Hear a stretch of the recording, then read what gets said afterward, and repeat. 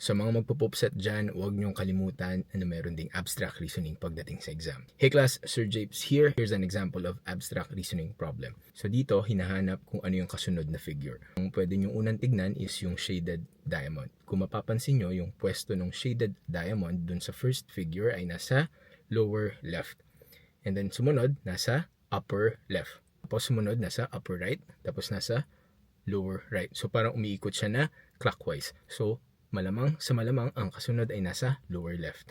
Pag tinignan mo yung ABCD, yun ay either letter C or letter D. So yan na yung pamimilian mo. Eliminated na si A and B. That's the process of elimination. 50% chance na to get the correct answer. So next nyo naman titignan is yung line. Pagdating dun sa first figure, nasa baba siya. Okay? Pagdating sa second figure, nasa taas siya, tapos naka-diagonal. Na medyo weird, walang pattern.